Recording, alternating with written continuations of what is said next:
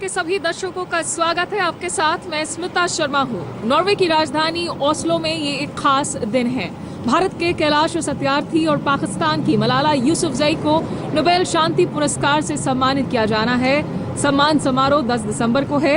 उससे पहले दोनों ही यहाँ आ पहुंचे हैं।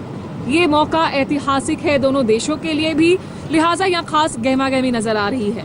तो नोबेल पुरस्कार पर ही ओस्लो से देखिए ये हमारी विशेष पेशकश सिर्फ आज तक पर।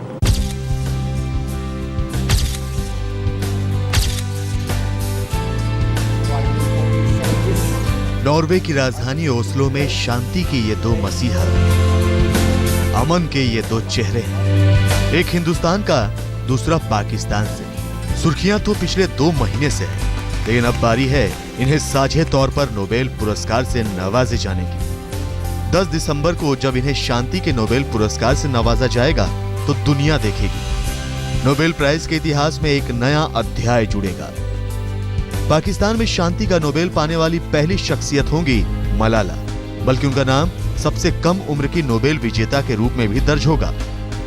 वहीं बचपन बचाओ आंदोलन के अगुआ कैलाश सत्यार्थी भारत में जन्मे पहले शख्स होंगे जिन्हें शांति का नोबेल पुरस्कार मिला। अभी इतिहास नहीं, मलाला और कैलाश सत्यार्थी के साथ अब ये वर्तमान है। The issues of children, most invisible children, came to the knowledge of the people. That is the beginning. And I always say that the consciousness is the beginning of change. The consciousness is the beginning of transformation, and that has begun immediately after the announcement. That is the most important part. Nobel पुरस्कार के साथ इतना तो हुआ ही है। मलाला तो खैर तालिबानी हमले के बाद से ही सुर्खियों में थी, लेकिन कैलाश सत्यार्थी के बचपन बचाओ आंदोलन को नोबेल पुरस्कार के बहाने नया हौसला मिला।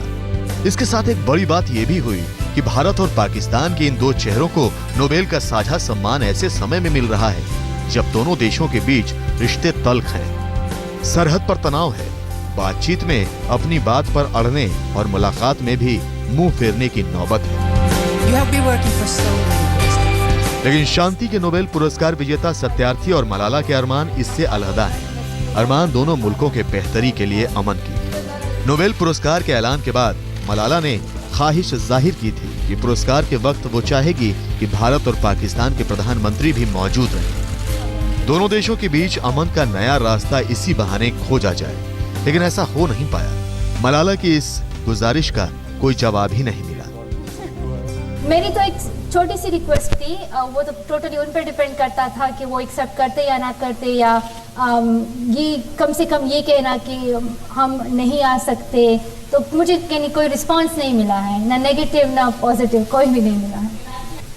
It was up to them. But for me, as I said before, that the more important thing for me is the peoples to people relationship between India and Pakistan. The more important for me is the trust and friendship between two countries, people. For sustainable peace, it is important that the people should love and respect each other and try to listen to each other from different countries. Malala और कैलाश दोनों के लिए अमन की उम्मीद बस इतने भर से नहीं टूट जाती। पुरस्कार के ऐलान के वक्त भी कहा था शांति के साथ बच्चों की शिक्षा और अधिकार के लिए मिलकर काम करेंगे। वो वादा पुरस्कार समारोह से पहले मीडिया से बातचीत में भी दोहराया। मलाला ने कैलाश सत्यार्थी को अपने पिता सरीखा करार दिया, तो कैलाश सत्यार्थी ने कहा उन्हें अपनी बेटी जैसी मलाला पर नाज है। I feel that I have at least 17 years to work for my cause with all my passion and my power. Maybe more, but definitely 17 years. That is her age. And she will have to work for at least 60 years. That is equivalent to my age, with all the passion and courage and commitment as she has been doing so far. Is it? Well, definitely. I feel much stronger now that now I'm not alone. We are all together. My friends are here, Kailash Satyarthi and the Nobel Committee and the world leaders. We all are going to stand up for education, and a change is coming. It gives me big hope. सम्मान के साथ नई चुनौतियां भी होंगी, लेकिन साझे सम्मान के साथ साझी मुहिम के हौसले भी बुलंद हैं। कैलाश सत्यार्थी और मलाला के दिल में 10 दिसंबर को जब ओस्लो में इन्हें शांति के नोबेल से नवाजा जाएगा, तब इस हौसले को एक नया मुकाम मिलेगा और इसके साथ एक साझी मुहिम का जज्बा भी। ओस्लो से स्मिता शर्मा के साथ आज तक ब्यूरो। भारत और पाकिस्तान के दो लोगों को एक साथ नोबेल शांति पुरस्कार से सम्मानित किया जा रहा है। इस सहयोग को नोबेल शांति कमेटी ने भी सराहा था। सरहदों से बटे होने के बावजूद कैलाश सत्यार्थी और मलाला यूसुफजई के प्रयासों को मील का पत्थर बताया। अब वक्त हो चुका है इस मील के पत्थर को नोबेल पुरस्कार से नवाजने का। तो जाहिर है इसे लेकर काफी गहमागहमी देखने को मिल रही है।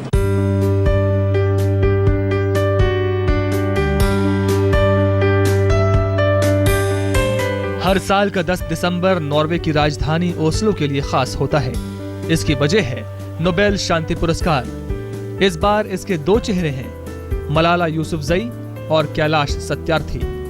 सम्मान से पहले दोनों को मिल रही सुर्खियां ये बताती हैं कि ओस्लो में नोबेल शांति पुरस्कार को लेकर उत्सुकता कितनी है। नोबेल पुरस्कारों में इकलौता यही एक अवार्ड है जो ओस्लो में दिया जाता है। इससे जुड़े तमाम समारोह इस शहर में होते हैं, लिहाजा ओस्लो के लिए ये सालाना समारोह की तरह है। इस दौरान चूंकि क्रिसमस की तैयारियां भी शुरू हो जाती हैं, लिहाजा पुरस्कारों की चहल पहल में 4 चांद लग जाते हैं। नॉर्वे की राजधानी ओस्लो में इस वक्त यहाँ बाजारों में क्रिसमस की चकाचौंध नजर आ रही है, लेकिन तैयारियां जोरों पर इसलिए भी है क्योंकि नोबेल शांति पुरस्कार विजेता इस वक्त इस शहर में मौजूद है, जहां आज तक भी अब आ चुका है।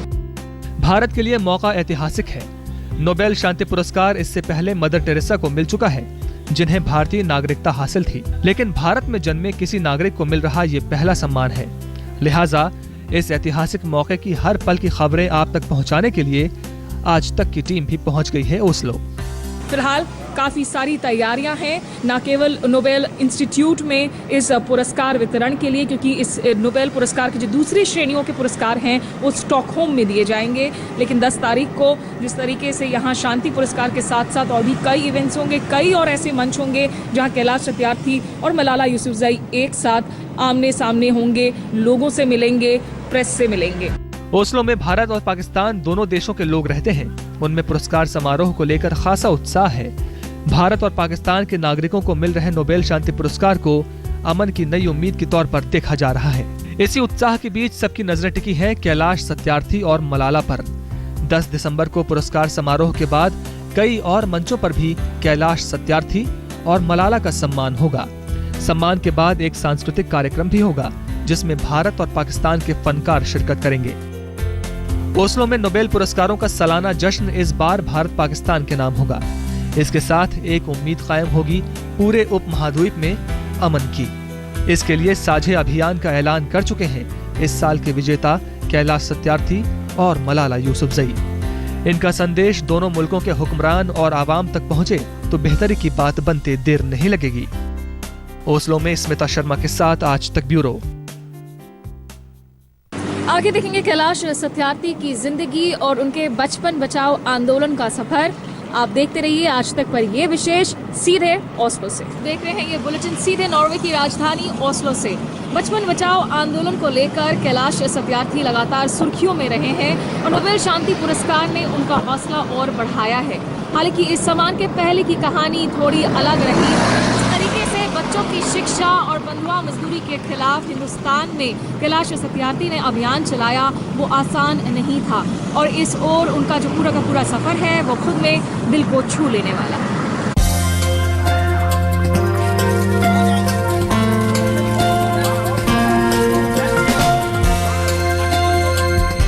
उन्नीस 1980 का दशक बेबस और बेसहारा बच्चों के आंसू पोंछता, उनके दर्दो गुहार में शामिल होता ये शख्स। उनके बिखरे बचपन को सहेजता, सोए सपनों को जगाता, अपने हौसले से बेहतरी की उम्मीद बंधाता एक संगठन। अभियान कतई आसान नहीं था, मुश्किलें कदम कदम पर थी, मगर सत्यार्थी का हौसला समाज के इस भयानक सच को चुनौती देने के लिए अपना सब कुछ दांव पर लगा देने की हद तक था। तब लाखों बच्चों का बचपन संकट में देख 25 साल के सत्यार्थी ने कुछ करने की ठानी और 1980 में इलेक्ट्रिकल इंजीनियरिंग छोड़कर बच्चों के लिए सोशल इंजीनियरिंग में जुट गए। बंधुआ मजदूरी से लेकर बाल श्रम के खिलाफ आवाज बुलंद कर दी, लेकिन तब यह नक्कार खाने में तूती की आवाज ही साबित हुई। तमाम विरोध के साथ मुखर आलोचनाएं भी झेलनी पड़ी। मगर सत्यार्थी का सवाल बेहद सीधा था। आखिर जिस उम्र में बच्चे पढ़ते हैं, सीखते हैं, उस उम्र में उन्हें अगर पेट भरने के लिए काम करना पड़े तो बड़ी उम्र की चुनौतियों के लिए कैसे तैयार होंगे? अपने समाज को, अपनी अगली पीढ़ी को कैसी विरासत देंगे? यही सवाल कैलाश सत्यार्थी के अभियान की बुनियाद बने और इसी बुनियाद पर बचपन बचाओ आंदोलन की इमारत खड़ी हुई। शांतिपूर्ण मार्च से लेकर प्रदर्शन तक जैसे जैसे आंदोलन का दायरा बढ़ता गया, बाल श्रम के साथ बंधुआ मजदूरी और बच्चों की तस्करी के खिलाफ आवाज बुलंद होती गई।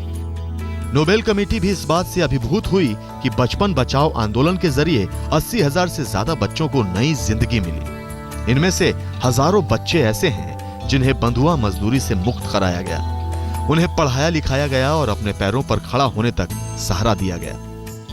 Many of my teammates and colleagues in India who are freeing other children are the former child laborers or former bonded child laborers. They were forced laborers. Some of them were trafficked and sold, but now they are freed, the girls. And the girls have become the pioneers and champions in freeing other girls. And they are much more effective than me or many of my colleagues, let me say you with full authority. ऐसे तमाम बच्चे कैलाश सत्यार्थी की कोशिशों की गवाही देते हैं। सिर्फ हिंदुस्तान में ही नहीं, बल्कि दुनिया के 144 देशों में जहां बचपन बचाओ आंदोलन अपना असर दिखा रहा है। इस अभियान के लिए मिला नोबेल सबसे बड़ा सम्मान तो है ही, ये एक जीत भी है। जीत दुनिया के लाखों बच्चों की टूटी हुई उम्मीद और बिखरे हुए सपनों की। आज तक ब्यूरो। तो ये तो थी कहानी कैलाश सत्यार्थी की, लेकिन आगे हम आपको दिखाएंगे मलाला यूसुफजई का संघर्ष और नोबेल के बाद उसके सपने। आप देखते रहिए आज तक। चलते चलते बात करते हैं मलाला यूसुफजई की। 17 साल की उम्र में मलाला इस सम्मान की सबसे कम उम्र की विजेता है। वैसे उसके इस सफर में उसका जो जज्बा रहा, उसका जो जुनून रहा, आज पूरी दुनिया में उसे लेकर चर्चाएं जारी हैं। तो आइए देखते हैं मलाला की जिंदगी की कुछ खास बातें।